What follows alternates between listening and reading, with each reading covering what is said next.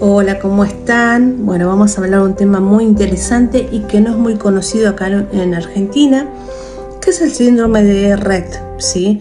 Es un síndrome poco conocido y, como dice el archivo, el síndrome de Rett es un trastorno genético neurológico y del desarrollo poco frecuente que afecta la forma en que se desarrolla el cerebro y causa una pérdida progresiva en las habilidades motoras y del habla. Este trastorno afecta principalmente a niñas, ¿sí? En porcentajes es mayormente en niñas. ¿Y cómo es esto? En la mayoría de los bebés con síndrome de Rett, como dice el archivo, aparecen a desarrollarse normalmente durante los primeros 6 o 18 meses de vida, una vida normal, parto normal, embarazo normal, crecimiento normal. A los 18 meses empieza un retroceso en todas las habilidades que ya tenían adquiridas, como gatear, caminar, usar las manos con algo intencional, por ejemplo, agarrar un vaso. Empiezan a perder la movilidad intencional, como también lo que habían ya incorporado como la caminata. El gateo empieza a deteriorarse. También lo mismo con el habla. Si había alcanzado a decir palabras, empieza a perder el tema del habla y a balbucear, ¿sí? Con el paso del tiempo, las niñas con síndrome de Rett tienen cada vez más problemas con el uso de los músculos, que controlan los movimientos, la coordinación y la comunicación. El síndrome de Rett puede causar convulsiones, discapacidad intelectual también.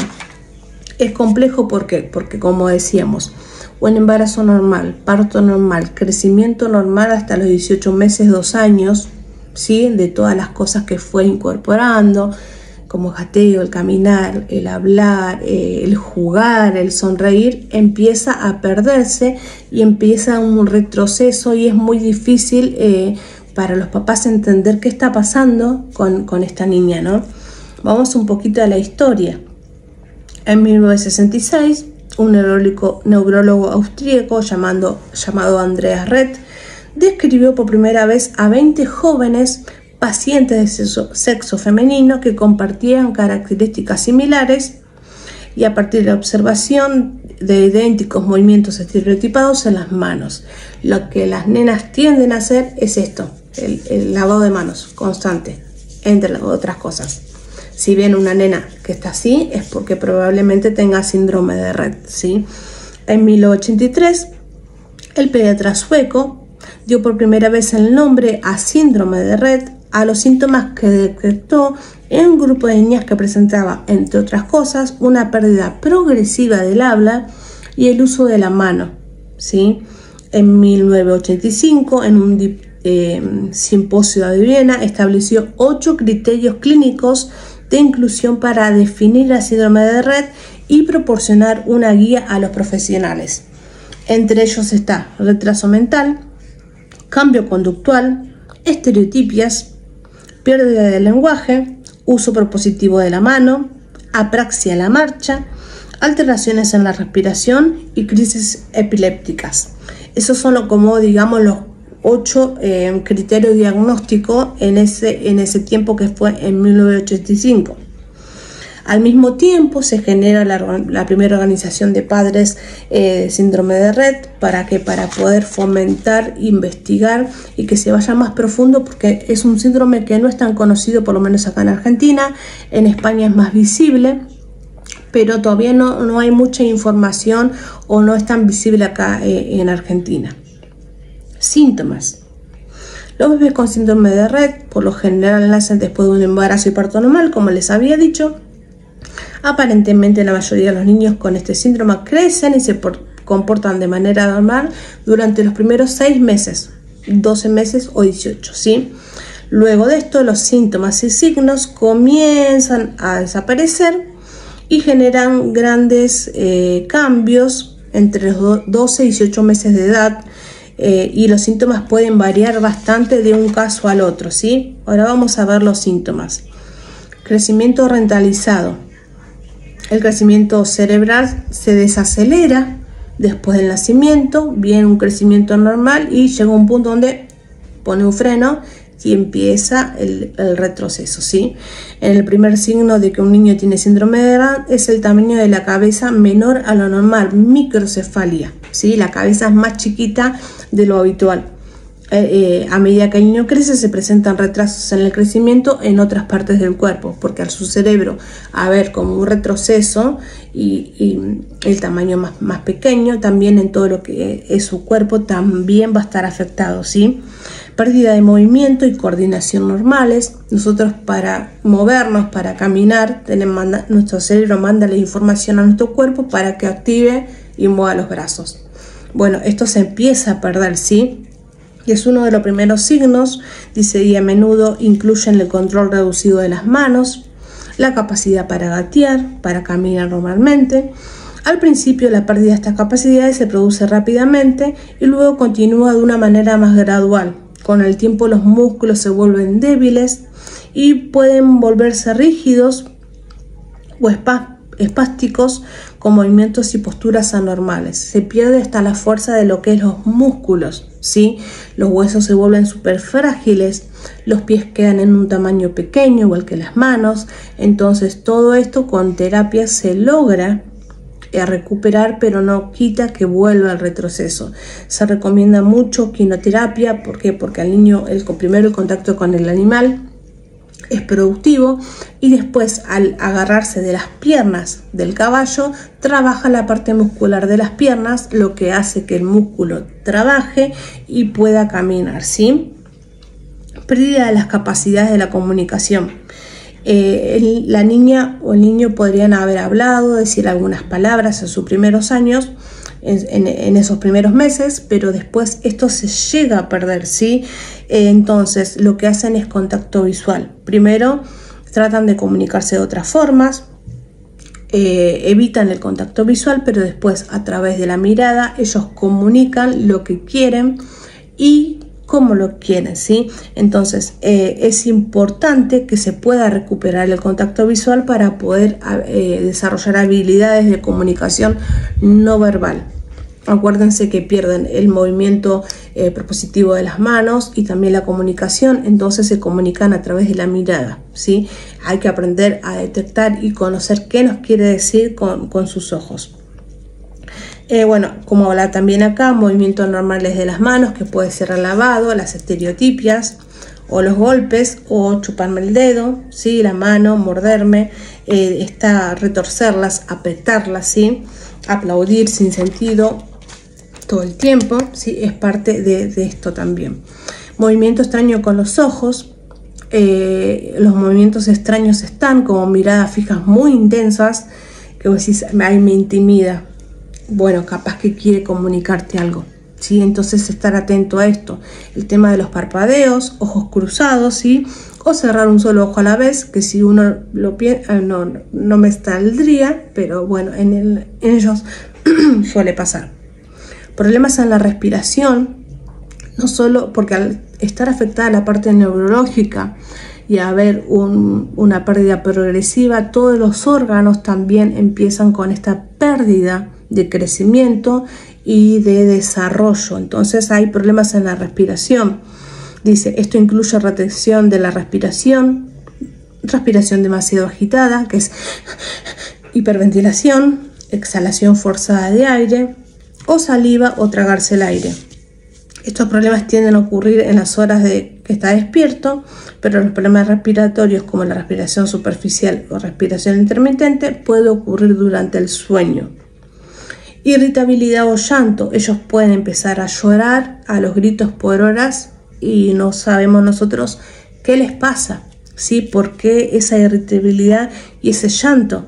Entonces no hay causa aparente, ¿sí? Y esto puede durar horas, pero también puede ser por temor, por ansiedad, porque no pueden expresar lo que les dice, lo que les pasa, no lo pueden decir. Entonces la única manera de comunicarlo es a través del llanto. Dice, otros comportamientos anormales pueden incluir expresiones faciales frías, largas carcajadas, lamerse las manos, agarrarse el pelo y la ropa. Discapacidad cognitiva, por supuesto que también va a estar afectada. La pérdida de las habilidades puede venir acompañada de una pérdida funcional de la parte intelectual, ¿sí? De la niña.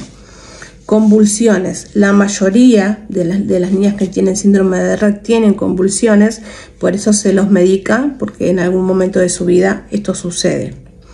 Curvatura anormal en la columna vertebral son escoliosis.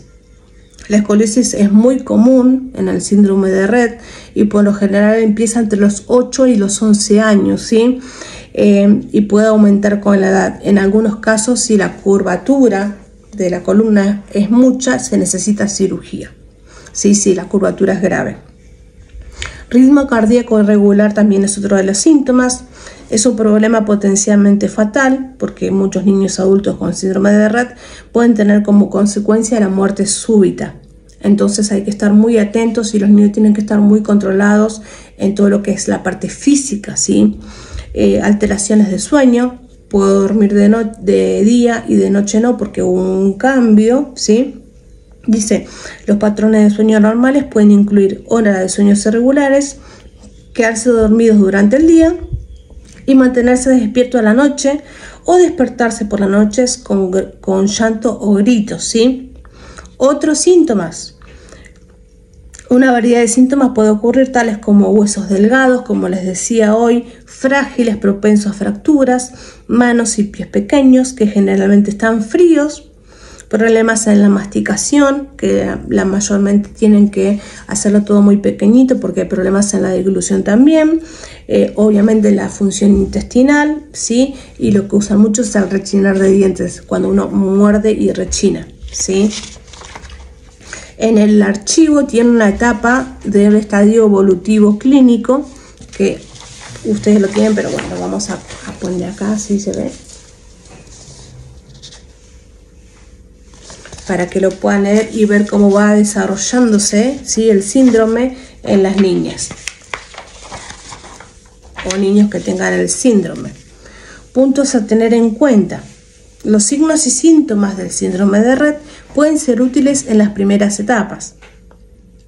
Consultar al médico si se comienza a notar un cambio físico, problemas físicos, cambios de comportamiento después del desarrollo de un comportamiento normal, como crecimiento lento de la cabeza u otras partes del cuerpo del niño. Es algo para urgentemente consultar al médico. Disminución de la coordinación o movilidad, ¿sí? Movimiento repetitivo de las manos. Si notamos esto, enseguida consultar al médico. Disminución del contacto visual o pérdida de interés por el juego habitual. Si la niña jugaba, el niño jugaba con algo siempre y de repente pierde el interés, más la disminución del contacto visual, más el movimiento de las manos, son factores para consultarlo. Desarrollo del habla retrasado o pérdida de las habilidades del habla previamente adquiridas. Comportamiento problemático o cambios marcados de humor. Sí, es algo para consultar con el médico. Cualquier pérdida clara de hitos previamente adquiridos, como la motricidad gruesa o la motricidad fina. Si el niño ya agarraba cosas con la mano y de repente pierde el poder, vieron que uno manda la información, agarro la lapicera. Cuando eso ya no está, enseguida consultar al médico, ¿sí? Acá dice algo muy interesante en el archivo. El síndrome de Rett es un retraso genético poco común, como les decía. Acá en Argentina no hay muchos casos o no son conocidos, ¿sí? Entonces no podemos hablar de cuántas personas por porcentaje hay acá en Argentina. Dice, el síndrome de Rett es un trastorno genético poco común. El síndrome de Rett clásico, al igual que varias variantes con síndromes más leves o más graves, puede ocurrir debido a la mutación genética específica. La mutación que causa este síndrome ocurre al azar, generalmente en el gen MECP2, ¿sí? Solo en unos pocos casos este desorden genético es heredado. Parece que la mutación causa problemas con la producción de la proteína, que es fundamental para el desarrollo del cerebro. Sin embargo, la causa exacta no se entiende por completo y todavía se sigue estudiando. No se sabe el por qué es lo que sucede, pero sí que es una alteración en el crecimiento y desarrollo del cerebro de la niña o niño con síndrome de Rett. Esto también es al azar, como hablamos siempre, nos puede pasar a cualquiera, a todos, no es algo que se pueda prevenir, ¿sí? Porque hay un parto, un nacimiento normal, después empiezan las complicaciones, pero es muy interesante, como les digo siempre, vayan, investiguen, porque no hay mucha información acá en Argentina sobre casos, pero hay casos, ¿sí? Y algo que me impactó mucho, porque mirando cuando me puse a investigar sobre síndrome de Rett, una mamá tenía su amiga que era escritora, tiene su amiga que era escritora, y dijeron, ¿cómo hacemos visible esto? ¿Por qué? Porque los niños se asustaban al ver a las niñas en sillas de ruedas y decían, algo tenemos que hacer para que las niñas jueguen con las nuestras, para que las nuestras interactúen, porque para ellas un minuto que vos les prestes atención, que vos juegues con ellas, les cambiaste el día, modificaste su estado de ánimo y es muy, muy importante para mejorar la calidad de vida. Y crean un libro que se llama La princesa sin palabras. Marta es una princesa al que el malvado brujo Rett le robó, entre otras cosas, las palabras. Pero ella sigue siendo una niña como las demás, a la que le gusta que le lean cuentos, bañarse en la piscina, montar a caballo. Sin embargo, hay una cosa que le hace inmensamente feliz, que los demás niños le hagan caso, aunque sea un minuto. La historia de Marta sirve para explicar que otros niños no tienen las mismas capacidades, pero que les gusta divertirse como a los demás.